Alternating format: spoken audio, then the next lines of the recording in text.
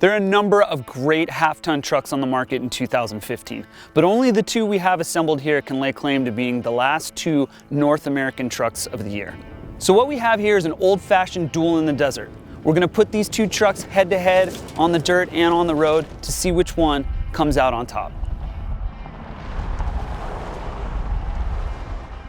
In 2014, the Chevrolet Silverado received its first major overhaul since 2007. The new exterior is accented with angular lines that give it a bold stance, and its interior features significant changes that include a stylish new dashboard layout featuring an 8-inch touchscreen that uses GM's MyLink infotainment. The new Silverado is available with a trio of Ecotec 3 engines based on the latest Chevy small block design. There's a 4.3-liter V6, a 5.3-liter V8, and a larger 6.2-liter V8. These motors are designed to improve fuel efficiency through direct injection, cylinder deactivation, and variable valve timing. The biggest update on the 2015 Silverado is a new 8-speed transmission that's only available with the 6.2-liter V8. This helps provide a wider gear spread but only takes up roughly the same amount of space as the 6-speed automatic. Like the Silverado in 2014, the all-new 2015 Ford F-150 was voted the North American Truck of the Year in its first year. The F-150 breaks new ground by being the first full-size truck to feature an aluminum body. Ford highlighted this weight loss by increasing payload and towing capacity since its gross vehicle weight is reduced. Ford also engineered a new fully boxed ladder-style frame that features 23% more steel in its construction for a total of 77% high-strength steel used in the frame. This still ended up being 60 pounds lighter than the previous model. The use of aluminum may be seen as a big shift, but arguably Ford's biggest gamble is the removal of the 6.2-liter V8 from the lineup in 2015, as its 3.5-liter dual-turbo EcoBoost V6 will now be the flagship motor moving forward. Ford will offer 4 engine options for the F-150, including the aforementioned 3.5-liter EcoBoost V6, a 5-liter V8, a naturally aspirated 3.5-liter V6, and an all-new 2.7-liter EcoBoost V6. We spent the last few days testing these two trucks. We've been on the highway, we spent a lot of time out here in the dirt, sand washes, rocky slopes. So here with contributing editor Scott Russo. Now Scott, what did you think of the Silverado? Well Josh, I think that Chevy proves with the Silverado that performance and economy aren't mutually exclusive. You know, the Chevy gets the job done performance-wise with an old school V8. Granted, it's about as high-tech as you can expect from that engine drivetrain. It has the direct injection and the variable cam timing that really helps with the economy, and yet it still has a lot of grunt down low. It can get itself out of pretty much any situation, whether you're grunting up the side of a hill or, you know, it's great when you cruise down the road. It's just a really nice, refined engine and drivetrain package, and the 8-speed, of course, it helps with the economy. It helps it, you know, pull out of the hole, helps it in cruise. It's just a fantastic overall package. Scott, this is the first time that you've been in the EcoBoost motor. So there's two EcoBoosts. We have the larger of the two here, the 3.5 liter. So what did you think of this motor, both on the highway and off-road here today? I have to say I really am impressed with the truck. It doesn't give up hardly any horsepower or torque to the Chevrolet. It's a very smooth transition. You know, some people might be concerned about things like turbo lag. You've heard that in the past about engines that aren't naturally aspirated. There's a bit of lag associated with turbocharging.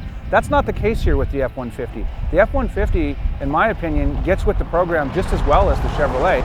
It's interesting, you know, you take a smaller motor, so when you're not on boost, you're being a little more efficient, versus Chevy taking a larger block and using cylinder deactivation technology to kind of achieve a better fuel economy. So it's, you know, kind of different ways to approach the half-ton truck market, you know, in terms of power. Right, and one thing that we have to remember too is that the Ford is now 700 pounds lighter thanks to the fact that it has the all aluminum body.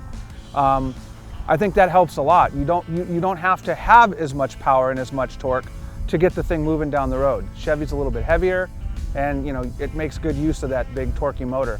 You know, what did you think of the way that truck handled, you know, with that loss of weight? Did it make a difference to you? I think it does. I mean, if there's one thing that I would say really separates these two trucks, it's their handling characteristics. I think that the Chevrolet it handles like we're used to traditional trucks handling it. A little bit of excessive body roll, you know, just a little bit heavy on its feet, if you will, you know, when you're going through bigger bumps, especially out here in the off-road environment. The Ford, to me, just has a tauter, tighter, more precise feel about it. The steering's a little better, and a lot of that has to do with the lightness and the new chassis that they came up with, the boxed ladder chassis that adds stiffness torsionally. I think it's a real improvement as far as half-ton trucks go. The Silverado feels a little more like a traditional truck. You know, it's a little heavier in turns when we're on tight highway roads. You know, it labored a little bit more through the turns. Doesn't feel bad at all. It's what you expect and how you expect a truck to handle. The F-150 just has a little bit more refinement in that regard, I thought, in the steering, smoothness, and also the lightness through the corners. You got to credit Chevrolet with making a truck this big and this heavy handle like it does. It handles very well.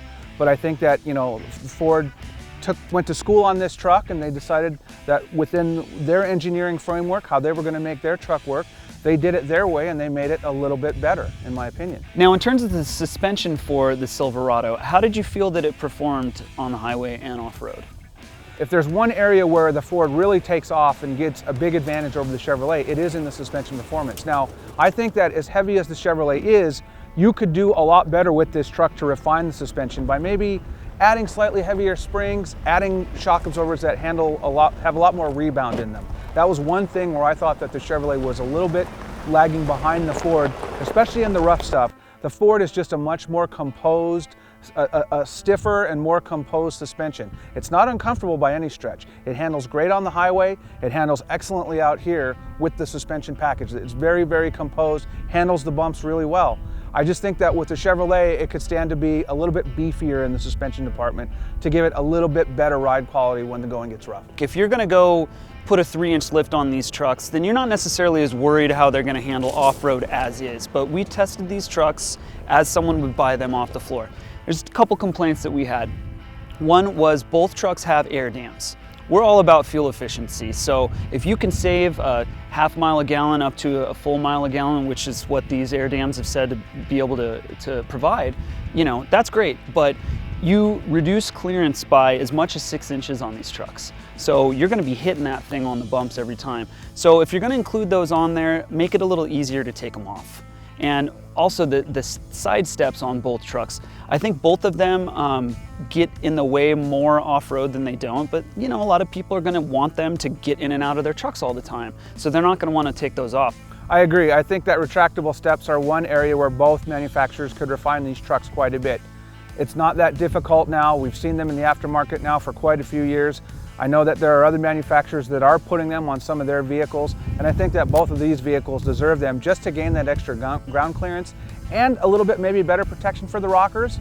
I think that one of the things that the Chevrolet did well is protect its rockers, but at the expense of the running boards themselves. So the first truck you spent a lot of time in, Scott, was the Silverado. What did you think of the interior design? We're in the high country model, which is, you know, an upper trim level.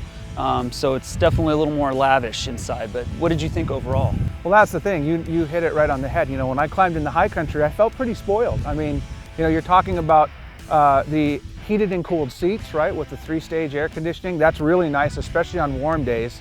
I really like that. The Chevrolet MyLink system that with the big navigation and audio screen, I really like it. It's very intuitive.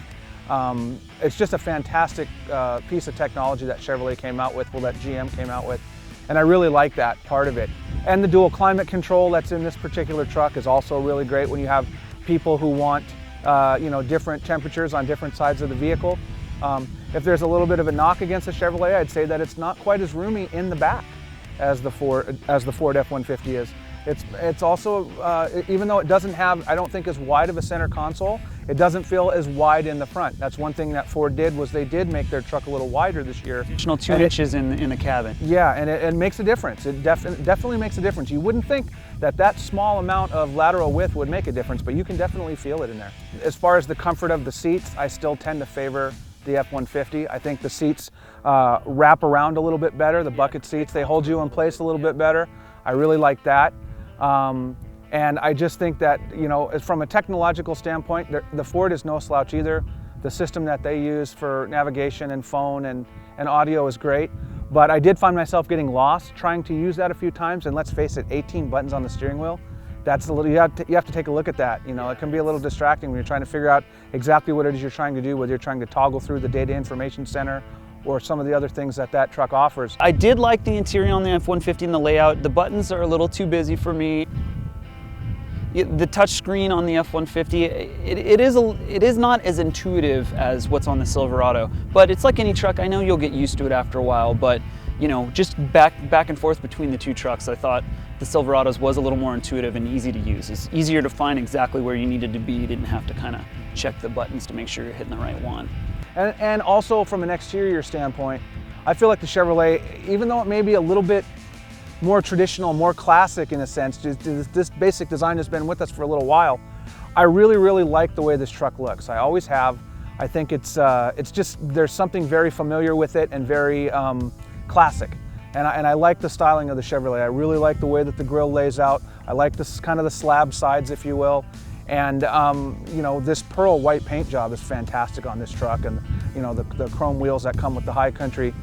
Pretty nice bling, you know, it's a nice looking truck. And maybe with the F-150 from an exterior standpoint, you know, we might be judging it a little unfairly. It came in kind of a matte gray finish that's, you know, not the most exciting color-wise, but you know, the truck is a nice truck. The styling is really nice. I like the big open rounded wheel wells on it.